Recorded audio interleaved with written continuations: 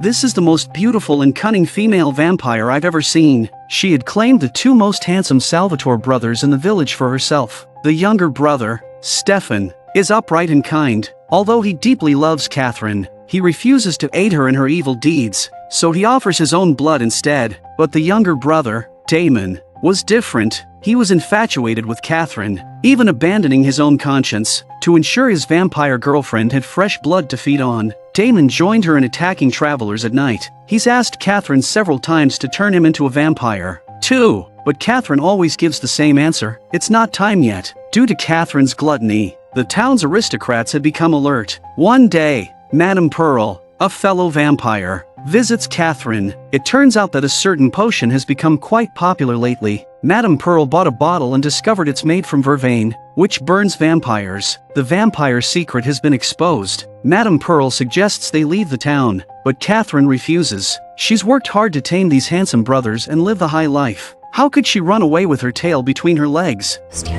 Can we go, Mama? Is something wrong?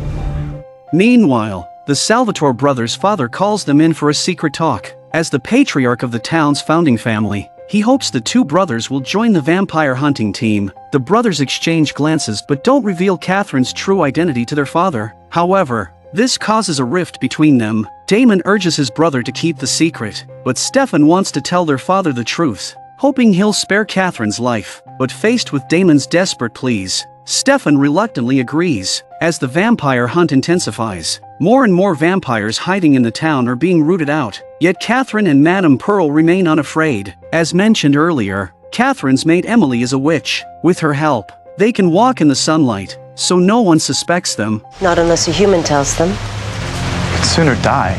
Giuseppe, knowing Damon's personality, decides to have a heart-to-heart talk with Stefan alone. Although Stefan promised Damon he wouldn't expose Katherine, he hasn't given up on his own ideas. He tries to subtly probe his father, attempting to change his view on vampires. Not all of them are evil. These creatures are of the darkest parts of hell. Seduce your spirit. They are deadly, and they must be destroyed. Those who stand with them, those who bring shame to their families, will be destroyed as well. After drinking Stefan's blood, Katherine begins to feel weak and exhausted. Stefan is both shocked and confused until his father's appearance makes everything clear. When Stefan had shown sympathy for vampires, Giuseppe began to suspect Katherine. So, he secretly added vervain to Stefan's drink. Katherine is then muzzled and taken to the church, and Damon grows to resent his brother. He believes it was Stefan who betrayed Katherine. After hearing about Katherine's capture, Madame Pearl prepares to rescue her. She instructs her daughter to find the witch and seek protection. However, just as Madame Pearl is about to leave, Jonathan, who has always admired her, arrives. Jonathan was one of the core members of the vampire hunting team. Suddenly, Jonathan noticed that the vampire compass began to spin, and in the end, it locked firmly onto Pearl, standing right in front of him. Before this, their relationship had already been full of unspoken flirtation. So, when Jonathan learned the truth, he wasn't just shocked, he was heartbroken. "Why does it have to be you?"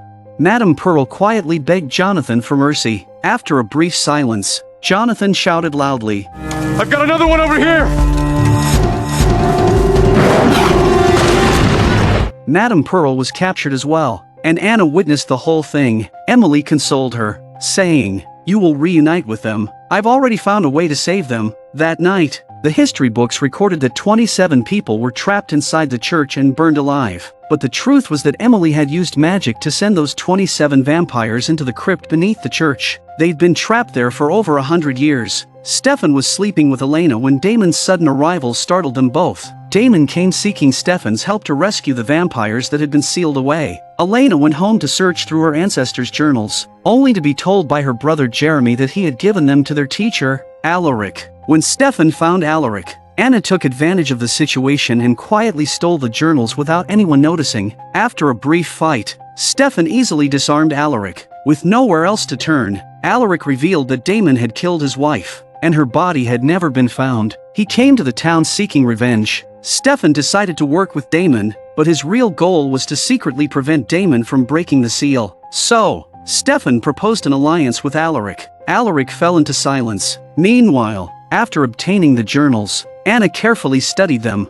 hoping to find clues about the magic book, but she kept coming up empty. In order to break the crypt's seal, not only did they need to find the magic book, but they also needed the help of a witch. Anna urged her companions to win the witch's favor as soon as possible. On the other side, while Stefan was away, Damon solemnly asked Elena if he could truly trust his brother. Elena actually knew that Stefan's real goal was to stop Damon from breaking the seal, but she lied. Of course you can. Even though Damon was a demon, he occasionally showed a softer side. He helped Elena cook and played video games with Jeremy. Later, Stefan returned empty-handed. The journals had been taken by someone else first, indicating that others knew about them as well. So, they asked Jeremy. Jeremy, completely confused, mentioned Anna's name. Coincidentally, Jeremy had a date with Anna that night, and Damon wanted to meet this mysterious person for himself. At the same time, Elena received a call from Bonnie. It turned out Bonnie was on a date with Ben, and she couldn't wait to share the good news with Elena. After Damon left, Stefan took out a copy of the journal. It turned out Alaric had made a backup, and by giving Stefan the copy, it was clear they had formed an alliance. Stefan found a clue in the journal. The magic book was buried with his father in the grave. Meanwhile, at the bar, Damon secretly recognized Anna. They had met over 100 years ago. It suddenly dawned on Damon Anna's mother, Madame Pearl, had also been sealed in the crypt. So, Damon quietly followed Anna. As soon as they crossed paths, they grabbed each other by the throat. They both wanted to rescue the ones they loved. So Anna proposed an alliance and offered the journal as a gesture of goodwill. After Damon found a clue in the journal, he simply said, "I prefer working alone," and walked away. At the bar, the charming and attentive Ben had Bonnie completely enchanted. She couldn't resist and leaned in for a kiss, but in that moment, she realized Ben's true identity. Although Bonnie tried to act calm, her rapid heartbeat betrayed her. Ben revealed himself and kidnapped Bonnie. In the woods, Stefan and his girlfriend were digging up his father's grave. He had to destroy the magic book before Damon could find it, but Damon arrived as well. At this point, Stefan stopped hiding his intentions. He couldn't allow the crypt to be opened. Damon lashed out. "And to think I actually tried to trust you too. Turns out you've been plotting together to deceive me all along." Stefan knew his brother too well. He retorted, "You talk a good game, but weren't you planning to act alone anyway?"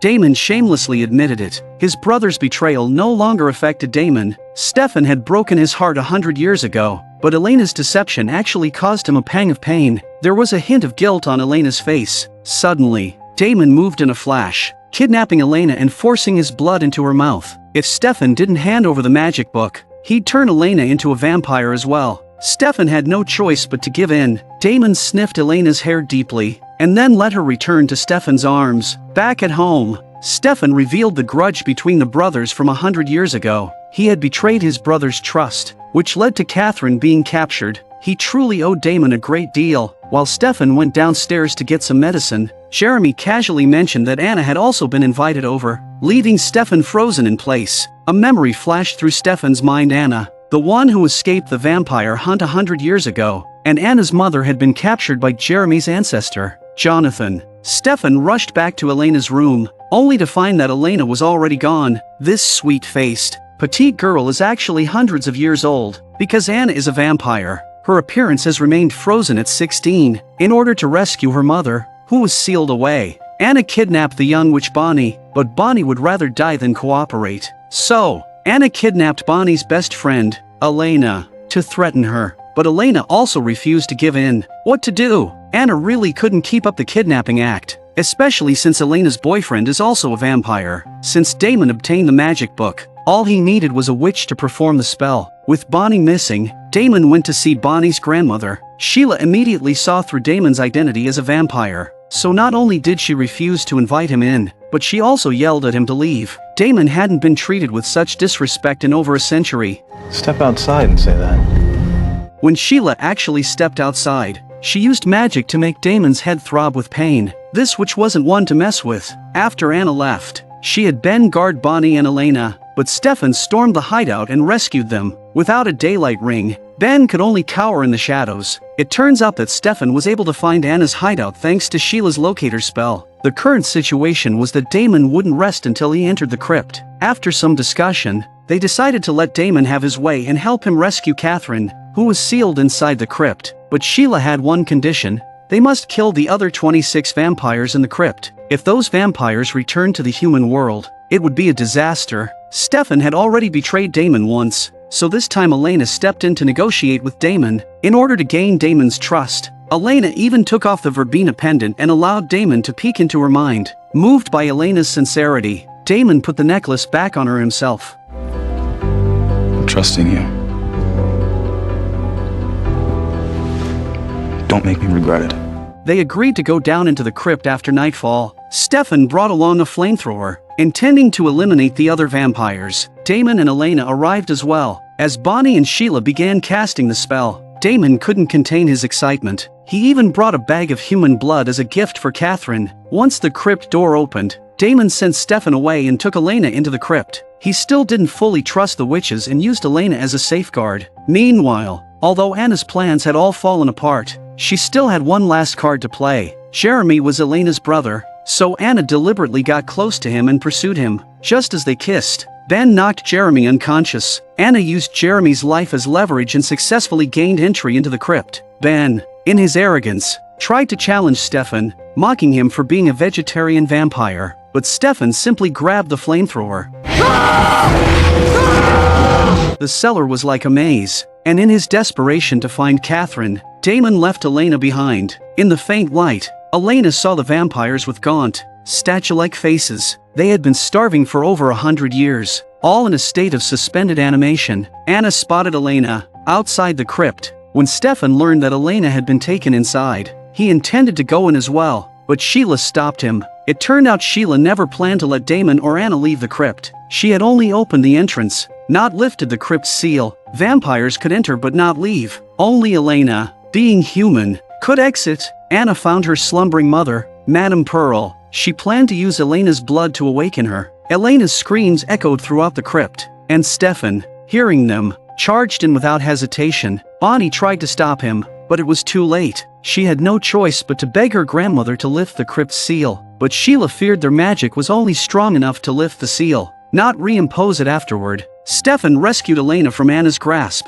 but Madame Pearl had already awakened. After 140 years apart, the mother and daughter embraced, crying tears of reunion. Elena easily exited the crypt, but Stefan was trapped inside. It was then that Elena learned the truth.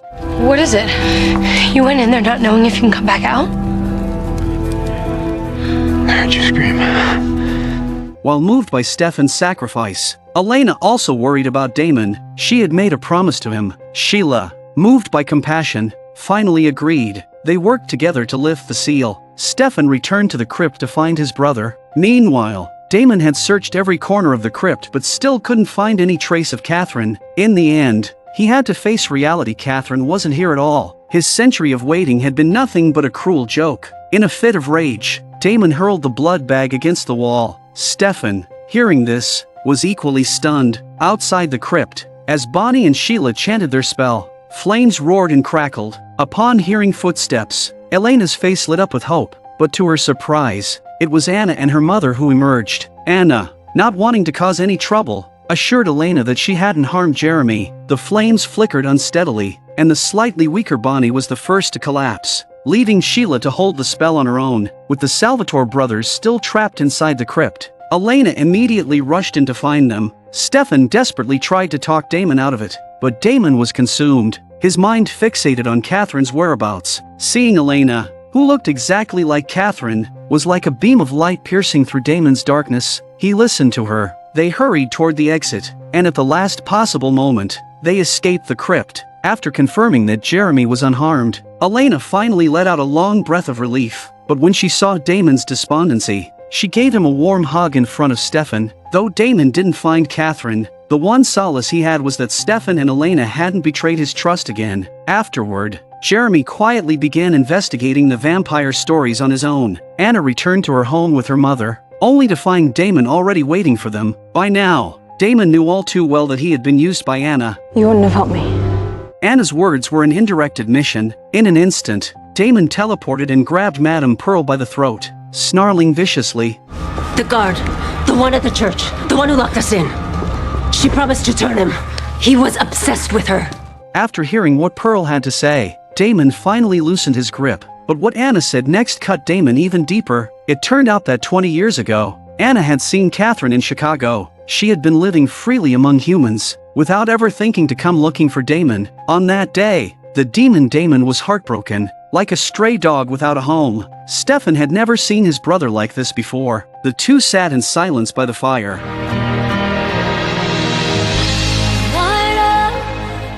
Grams. Grams, wake up. Grams.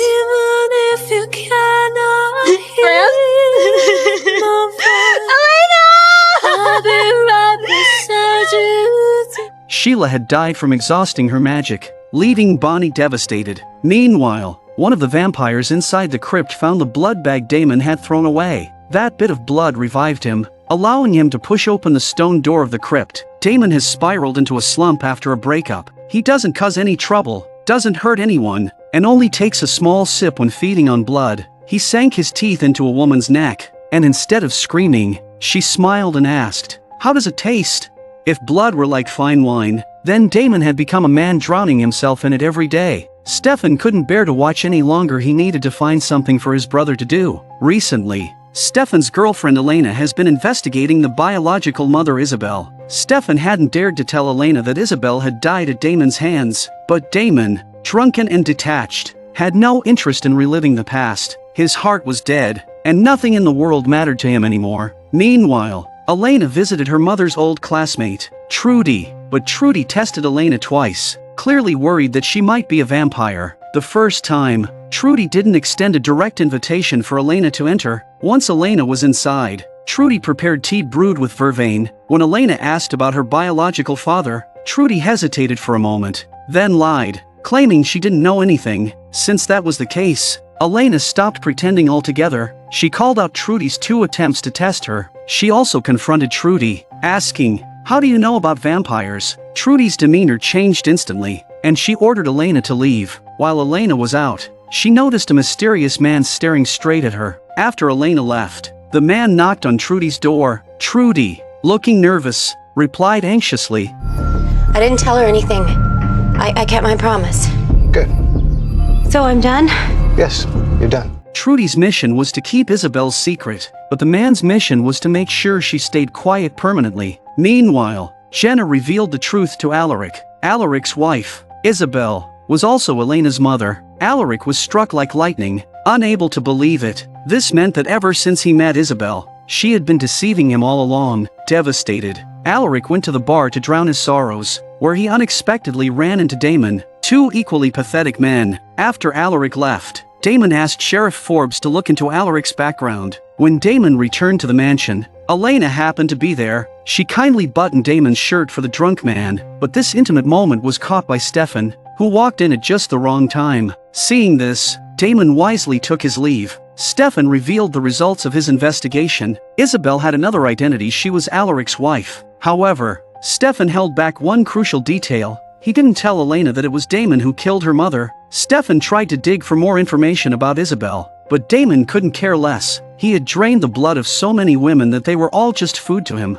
That evening, the town was hosting a singles-themed party, and Sheriff Forbes shared Alaric's information with Damon. When Damon learned that Alaric's wife's name was Isabelle, he immediately pieced together Alaric's motives. He assumed Stefan was helping Alaric investigate. Damon and Alaric were both chosen as the town's most eligible bachelors. During the event, Damon deliberately brought up Isabelle in front of the crowd, testing and provoking Alaric, whose face was filled with murderous intent. Delicious.